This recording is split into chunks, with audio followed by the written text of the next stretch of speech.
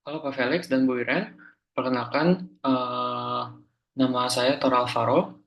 Pada kesempatan kali ini saya ingin melanjutkan eh, modul saya di pembelajaran pengantar informatika dan komputasi topik pada minggu ke-6 yaitu Computer Networks dan juga ada sedikit membahas mengenai cloud computing.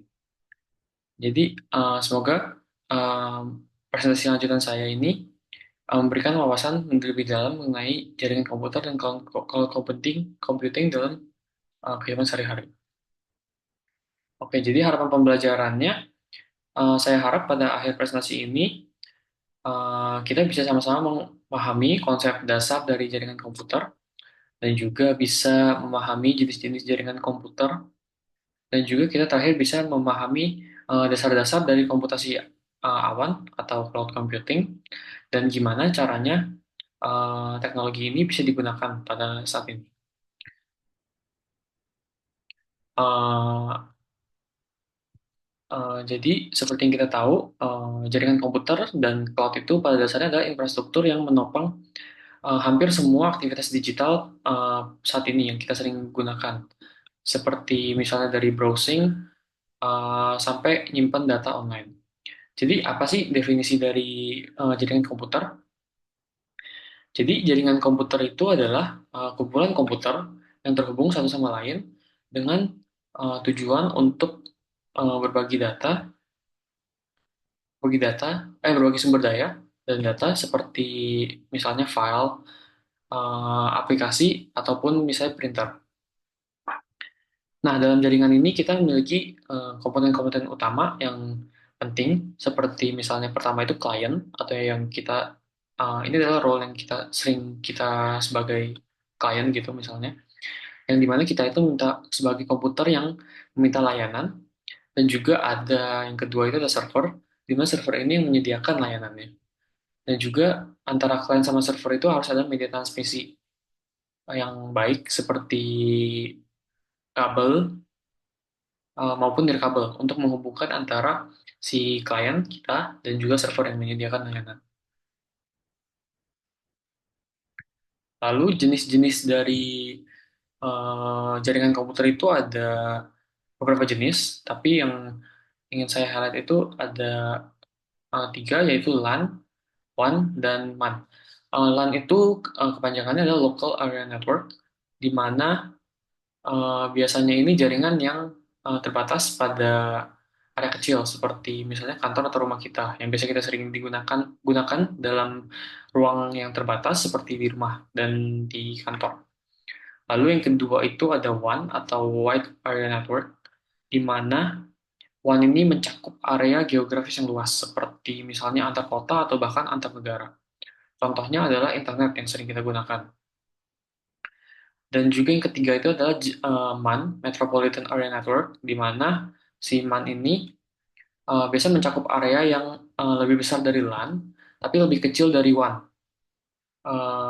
di mana biasanya dia itu mencakup area-area kota.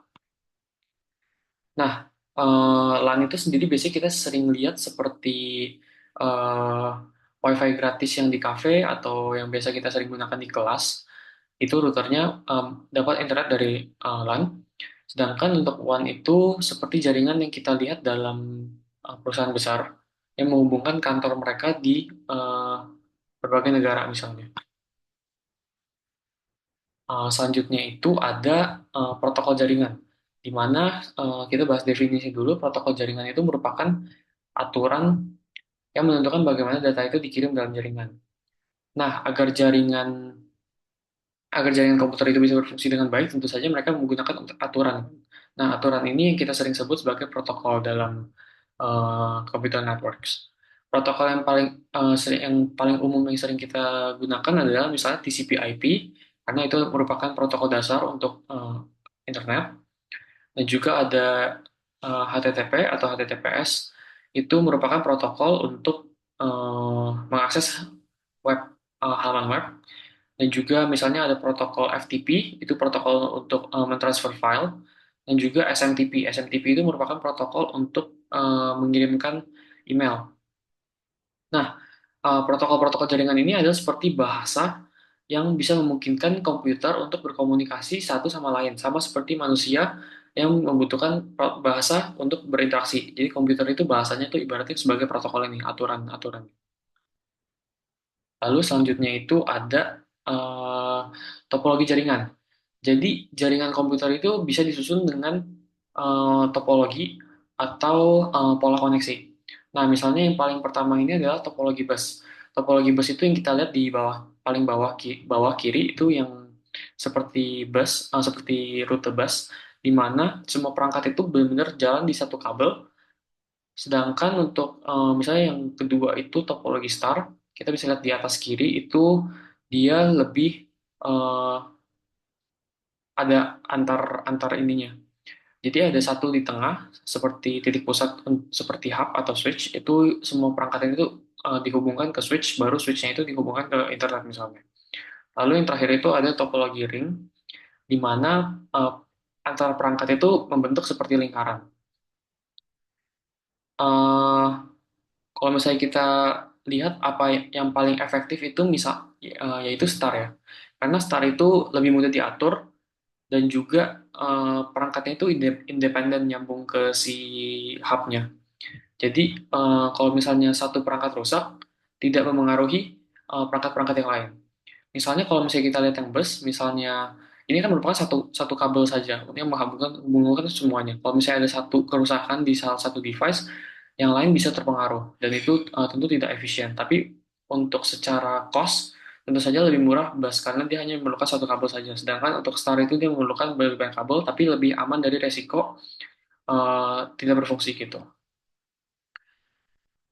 Jadi kita masuk ke cloud computing setelah ini, yaitu mengacu ke gimana sih menggunakan sumber daya komputasi, seperti misalnya penyimpanan dan juga basis data, dan juga server aplikasi yang diakses hanya menggunakan internet saja. Jadi ada tiga jenis layanan utama dalam cloud computing ini, seperti IaaS, itu merupakan infrastruktur untuk menyediakan infrastruktur seperti misalnya server virtual, virtual server, dan juga yang kedua itu ada PaaS, Platform as a Service, itu sebagai layanan platform untuk mengembangkan aplikasi. Dan juga ada terakhir itu ada SaaS, itu Software as a Service, itu layanan untuk menggunakan aplikasi melalui internet. Itu aplikasi-aplikasi siap pakai seperti misalnya Google Drive atau Dropbox. Nah, cloud computing ini memungkinkan perusahaan atau perseorangan, misalnya seperti kita, untuk menghemat biaya infrastruktur dan mempercepat pengembangan. Karena cloud computing ini hanya memerlukan uh, device saja dan juga hanya memerlukan koneksi internet. Jadi kita tidak perlu lagi memusingkan biaya infrastruktur. Kalau misalnya kita ingin melakukan sesuatu, melakukan computing. Selanjutnya itu kelebihan dari cloud computing apa sih? Nah, cloud computing ini sebenarnya banyak banget keuntungannya, seperti misalnya skalabilitas itu dia bisa menambah kapasitas. Misalnya kita kapasitasnya kelebihan dan kita butuh lebih, dan itu kita bisa nambahin sesuai kebutuhan, tanpa harus membeli hardware baru. Karena semuanya hanya dijalankan melalui internet saja. Jadi selama internetnya bagus, hal tersebut mungkin untuk dilakukan. Eh, kedu- Kedua itu aksesibilitas, karena kita bisa mengakses cloud computing ini dari mana saja hanya menggunakan internet. Jadi kita tidak perlu khawatir kalau kita tidak bisa mengakses program-program kita misalnya ketika kita sedang tidak di tempat yang optimal. Eh, dan juga hemat biaya karena kita tadi kembali lagi kita tidak perlu mempunyai infrastruktur tertentu, kita hanya perlu menyewa layanannya saja. Dan juga tapi ada juga kekurangannya di mana eh, ada masalah keamanan, rentan akan serangan cyber jika tidak dikelola dengan baik. Itu tentu saja resiko yang sama ketika kita tidak menggunakan cloud computing. Karena kembali lagi kita harus bisa menjaga keamanan kita di internet secara mandiri. Dan juga kekurangan yang kedua itu tentu saja sangat bergantung pada internet. Kita tidak bisa mengakses cloud computing secara offline karena pada dasarnya cloud computing itu hanya memerlukan internet. Jadi kalau internetnya yang kurang baik atau bahkan tidak mendapat akses internet, tentu saja kita tidak bisa mengakses cloud computing ini. Kekurangannya di situ. Cloud computing ini sebenarnya lebih fleksibel karena data-data besar misalnya di perusahaan itu disimpan di cloud, tetap rentan kalau misalnya kita tidak eh, lindungin dengan protokol keamanan yang ketat. Nah, contoh nyata dari penggunaan cloud computing ini ada kita jumpai sehari-hari misalnya pada penyimpanan awan atau cloud storage itu kita bisa biasanya menggunakan Google Drive, Dropbox atau OneDrive itu untuk menyimpan data-data kita secara online. Jadi kita bisa mengakses data-data kita dari perangkat lain. Misalnya kita upload dari komputer, tapi kita bisa akses dari HP karena berkat bantuan dari layanan Google Drive ini misalnya. Lalu ada juga platform-platform komputasi awan, cloud computing langsung. Jadi kita bisa uh, melakukan computing dari pelayanannya mereka seperti ada Amazon Web Service dan juga Microsoft Azure. Dan juga yang ketiga ini yang kita sering gunakan yaitu kolaborasi online seperti aplikasi-aplikasi Google Docs, Google Slides, Microsoft Office 365 yang online dan juga Canva di mana kita bisa mengedit suatu file secara online bersama-sama dengan pengguna user lainnya seperti teman kita misalnya secara real time langsung. Jadi untuk kesimpulannya, jaringan komputer dan cloud computing itu merupakan fondasi dari sistem teknologi modern kita yang ada sekarang. Jaringan komputer ini memungkinkan kita itu uh, berkomunikasi antar perangkat, dan juga cloud computing itu memungkinkan kita solusi yang fleksibel dan hemat biaya. Tapi ada juga tantangannya seperti yang saya bilang, seperti keamanan data dan ketergantungan pada koneksi internet, kalau misalnya spesifik ke cloud computing yang harus kita perhatikan. Eh, Sekian penjelasan saya pada modul kali ini. Modul selanjutnya akan dibahas oleh partner saya di Legio 8. Eh, saya harap dari modul ini bisa memenuhi harapan pembelajaran yang tadi saya sebut di awal, 3 poin, yaitu ada memahami konsep dasar dari jaringan internet, yang pertama. Yang kedua itu bisa menjelaskan jenis-jenis jaringan komputer seperti yang tadi LAN, WAN, dan MAN, Local Area Network, Wide Area Network, dan juga kita bisa sama-sama memahami mengenai dasar-dasar dari cloud computing dan juga bagaimana caranya kita bisa utilize cloud computing ini dalam uh, teknologi pada masa ini. Sekian presentasi saya.